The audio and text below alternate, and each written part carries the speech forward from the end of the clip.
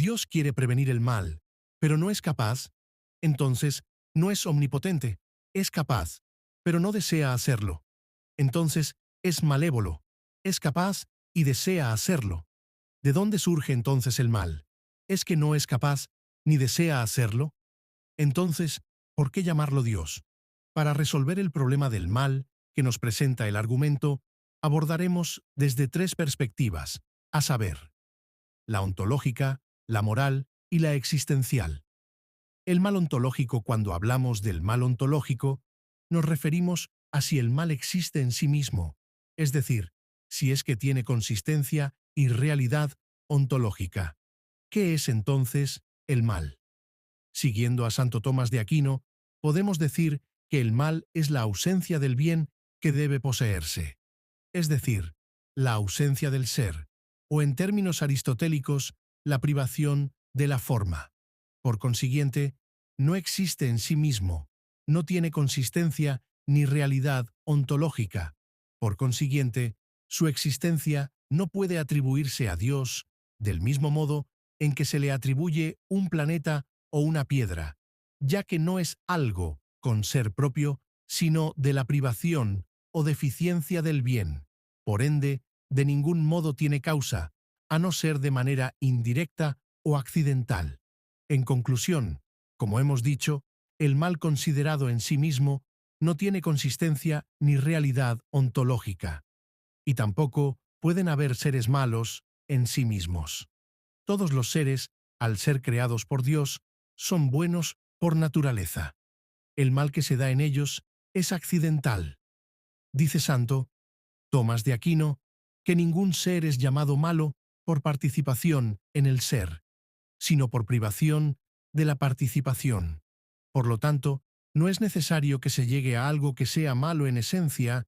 Desde este punto de vista ontológico, no hay gente mala, sino solamente que hace cosas malas. El mal moral, como decía Dostoyevsky, si Dios no existe, todo está permitido.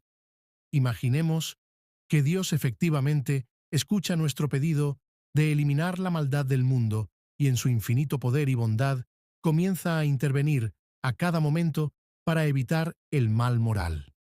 ¿Qué sucedería? Que todos nosotros dejaríamos inmediatamente de existir. En efecto, dado que la maldad moral reside primariamente en la voluntad de los sujetos, entonces Dios, al eliminar del todo el mal moral, no tendría más opción que quitarnos la libertad, ya que para lograr dicho fin no bastaría con eliminar las malas acciones, sino también, y sobre todo, las malas intenciones. Pero dado que al ser personas nos constituimos como seres esencialmente libres, Dios tendría que hacer que fuésemos seres libres sin libertad, con lo cual dejaríamos de existir, pues lo contradictorio no puede ser. Las acciones erróneas serían imposibles y por lo tanto la libertad de la voluntad sería nula. ¿Dios tiene razones suficientes para permitir el mal moral? Claro que sí. Un ser máximamente bondadoso deseará un mayor bien para sus criaturas, y la capacidad de amar se constituye como el mayor bien posible, porque es el que más asemeja a la criatura a Dios y le permite conocerle. Él ha querido para nosotros, las únicas criaturas racionales de la tierra, tener el grandísimo don de poder amar. Pero ello requiere libertad.